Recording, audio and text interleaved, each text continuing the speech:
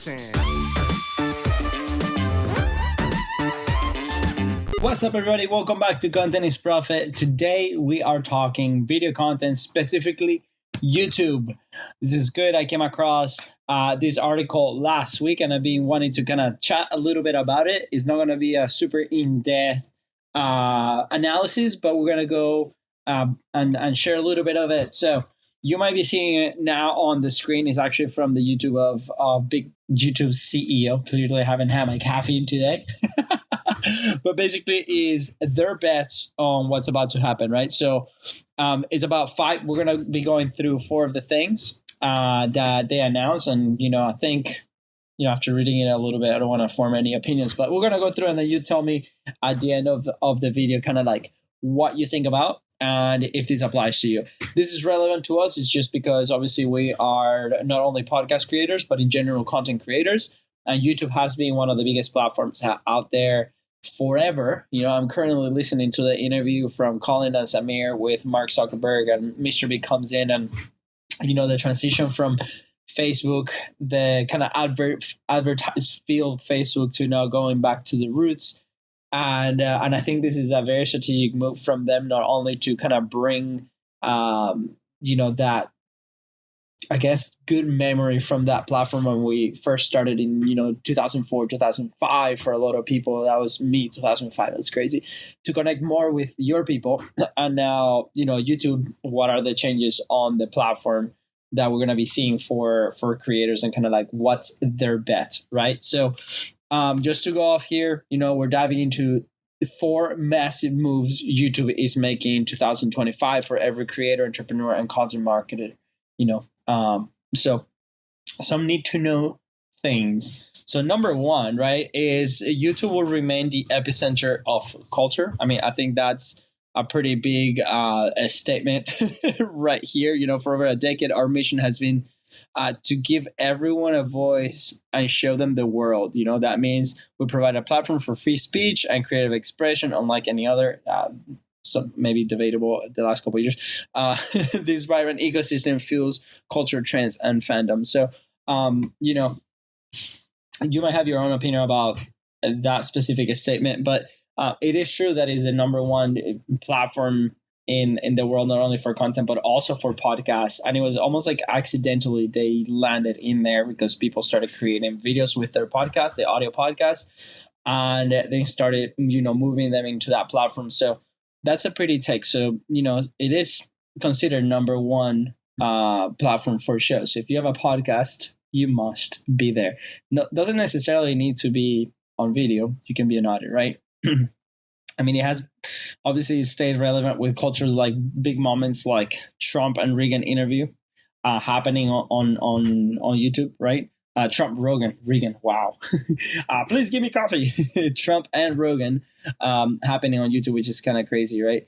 And then YouTube is global, obviously. Creators like Sarah Lecito and Glitch are getting 90% of their views from outside their countries. And, I'm referencing my notes here if you see me looking at the screen, but channels like Mr. Beast that they're now dubbed in so many languages is because the rest of the world has access to this type of content, and they're able to bring that whole global audience now. So it's important, right? If your topic, you have the constant debate of, should it be niche? Should it be a little bit more general? I think education-wise should be a little bit more niche. If you are willing to entertain more people, I think it should be and cast a wider, net. But that's a topic for a different episode. Let me know if you want to kind of go through that. And their mission is still give everyone a voice and show them the world.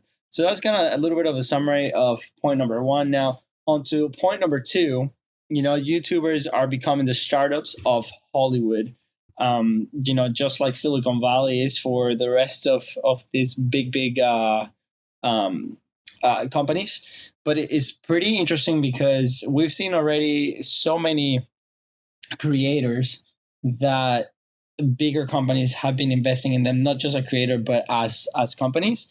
And that's super interesting. So, for example, last November, the person writing this article attended the opening of A La Chicken Chow, a 10,000 square foot studio in Burbank. It was bold, fun, and a colorful space filled with cutting-edge equipment and products available. Just yesterday, I was watching a video about one of my favorite creators, Dude Dad. He's a comedian. He does a lot of family stuff. He builds a lot of stuff. And he was revealing his new studio, right? Because he started obviously as a creator at home, and then live and the creator and the company started to kind of mix together, and they needed that space.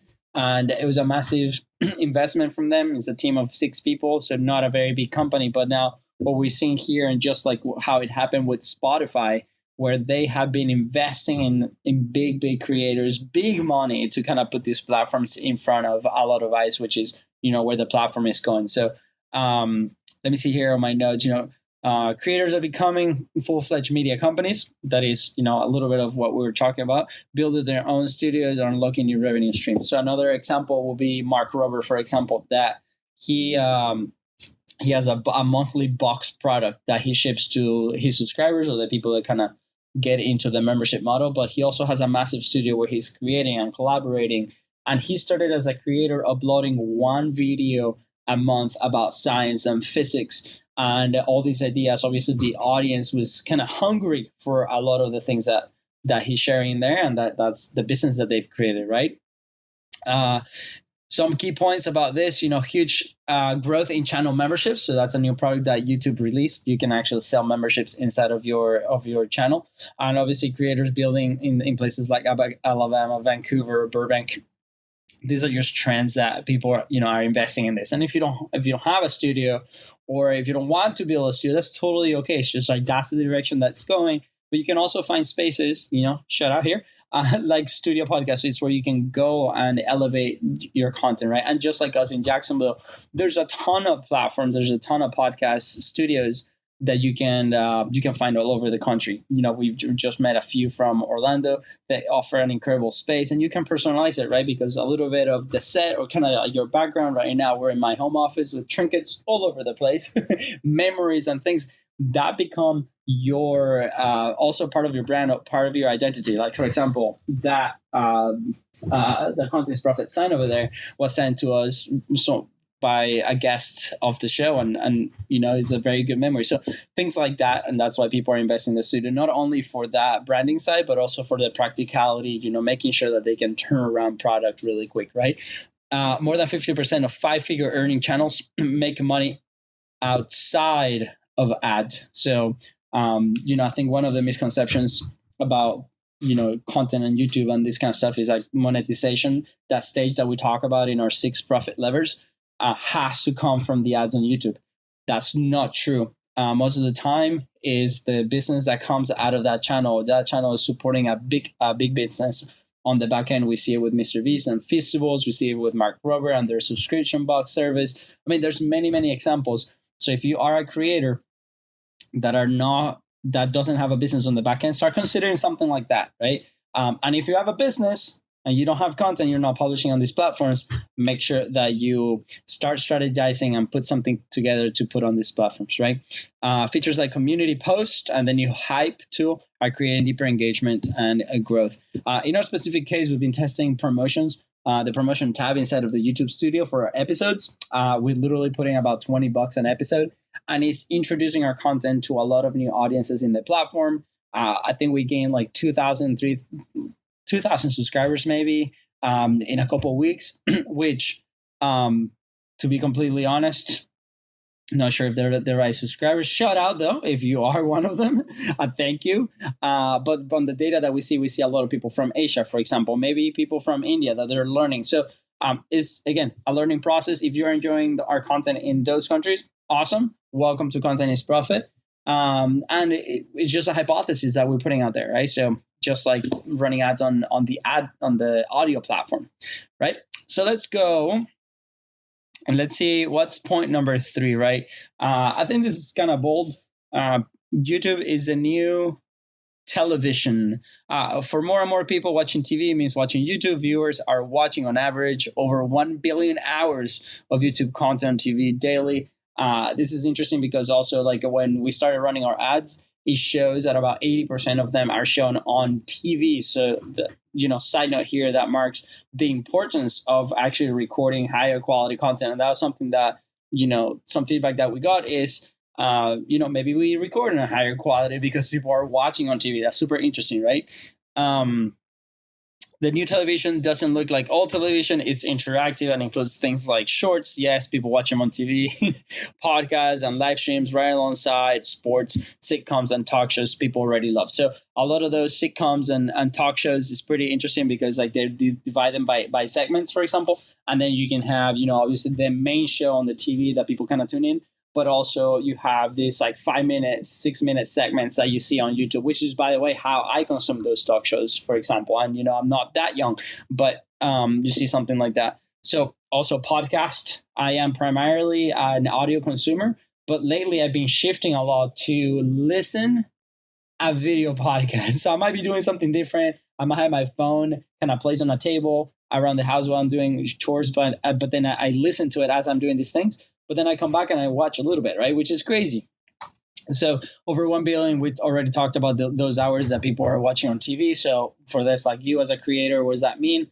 Can we start recording a little bit on a higher quality, for example, 4K instead of 1080? And this will depend highly, obviously, on your flow and the type of stuff that you do. But can we put in some visuals in the content? Can we do presentation style in the content? And again, it's gonna, I will recommend try to model your content first to like how can you create consistently. So for example, right now this is very low friction for me to create. I'm looking at a camera here. I have my computer, I have my notes, and then we have the article on the other screen, and that's it, right? It might be a zoom in or a zoom out depending on like the editing, but also I can change some scenes here. And we're going to be trying some of this new stuff for YouTube and see how it goes. But again, this is a podcast. It's the audio first, and we're getting feedback from our YouTube viewers, and we're about to release a vlog style from the Bistro's life to see how it does. It's a very different type of content, so we're always experimenting. So I recommend, please experiment, try new things, see what happens, see what works for your creation process, one, so you can actually put the content out there consistently,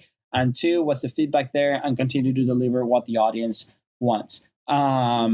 This is crazy stat. YouTube TV now has 8 million subscribers and still growing. I don't think it's ever going to stop because YouTube is now present in almost default in all new TVs are coming up, Apple TV, all that kind of stuff. And, to be completely honest, like obviously I'm probably a hyper consumer of content just because of my job. But the first thing that I do when I, log on TV to watch something is I go to YouTube, I go to my subscription, see what's happening there. And then if that doesn't, kind of fulfill, then I go to my main channels or platforms like Apple TV or HBO or Netflix. Things like multi-view, QR code, watch with an interactive second screen experiences are redefining TV. So yeah, I think as we evolve as consumers and technology evolves, all these experiences are going to change, right? People that have a meta set, like a virtual reality set, they're going to be consuming content way different. My brother's father-in-law is obsessed with VR, so he consumes all his content inside of the headset. So imagine like the possibilities, not only for content creation, but also for a business to be present in those platforms, right? And then number 4, AI will make it easier to create and enhance the YouTube experience for everybody. I have mixed feelings about this one. Not gonna lie. Last week I actually was interviewed for AI. Clearly, it is a trend. Excuse me. By the time of this recording, you probably already tested ChatGPT image creator. I think we all play with it. I put my kids on anime style, on Disney, Pixar style, on all the styles, and send it to all the family. So not only that, but I think AI, the good thing is, can we create the parts that are not you? Can we make them better? Can we make them faster? Can we optimize that so then the creation process is easier? So quick example, right? This whole article here, obviously that we're showing, has a ton of stuff. I listened to the summary at the very beginning here, the audio. Let me see at the very top.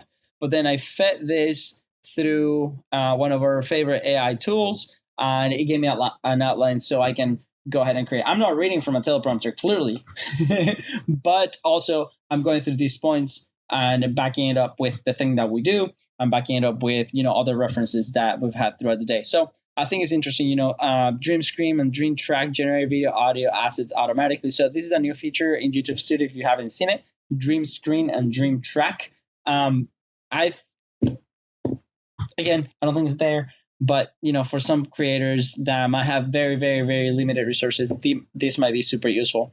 I think the next one is really good. Auto dubbing is expanding to help creators reach global audiences. So dubbing before this was very, very expensive. Already 40% of people 40% of watch time on dub videos is not the creator's native language. Crazy. So, like I said, this has been a very expensive investment if you wanted to do it correctly. I mean, the very big example will be Mr. Beast dubbing his videos, and his process is pretty interesting. He actually selects the voices of very famous people in those countries. So, for example, one of them, I think in South America, he chose the voice of Spider-Man to be him, and then all his friends. And it's to help people kind of recognize and connect a little bit more at an emotional level. So I think he's playing at a different level. But now YouTube specifically inside of here is dubbing those, so it makes it easy for the audience or the audiences to kind of consume your content. So I'm excited for once to see where that goes. I haven't seen my content in Spanish or any other languages, but that will be pretty interesting since we speak Spanish as our primary language. So is it going to be the same? A little weird. We'll see. New AI guardrails are being put in place to protect creators and viewers, especially kids. So I think that's one of those sensitive topics, obviously, with content going all over. I saw an article the other day about the ads that are coming out on YouTube Shorts, for example, for kids. And it's pretty scary. It's like these apps that are hypersexualized. And so I think these companies have a responsibility to protect not only the kids, but, the everyday consumer. So I think, obviously, hopefully a lot of investment is going for this purpose.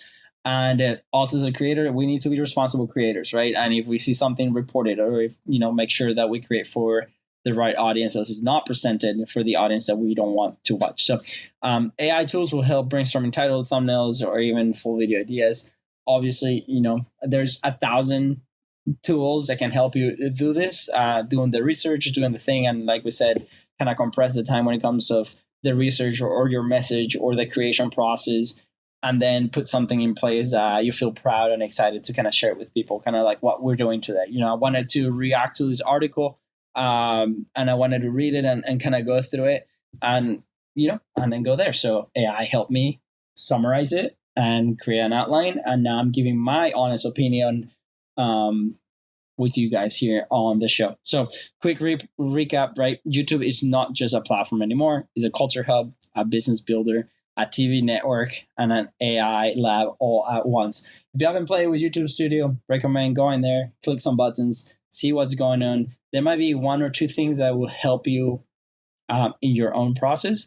In our own specific case, we're testing the ads, the AI-driven. We tested the AI-driven creator. I don't think it's quite there anymore.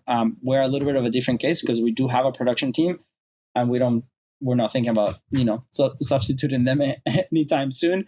But there's tools that I can definitely see for maybe smaller creators or a little bit less resources, less access to different things that can do this. We have a lot of people in the studio that they come record, we send them the files, and they do their own editing. And a lot of it is AI on the back end, kind of like recognizing who's talking and putting, active tracking for the speaker in place. And those are things that can save you a ton of time and get content out to receive feedback and, actually learn if you're helping some people. So super useful. If you're a creator or entrepreneur, today is really the time to start doubling down on content. Obviously, the article speaks specifically on YouTube. Is their CEO talking about this? But I think like in every platform, whatever comes easier to you, we have creators that have been like super successful on LinkedIn, on Instagram, or Facebook. Our show started on Facebook. We thought Facebook, this would not be possible. And now we're shifting a little more into the video side of things and experimenting. Like we're total newbies on that side of things.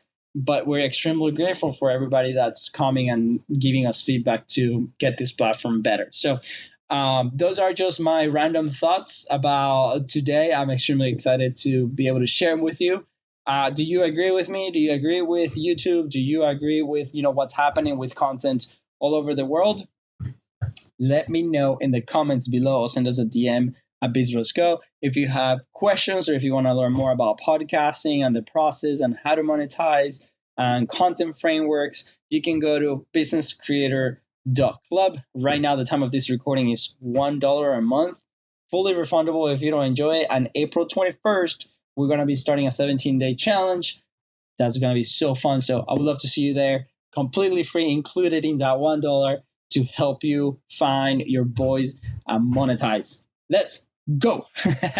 Well, with that said, guys, thank you so much for tuning to the Content is Profit channel, and we'll see you soon. Take care.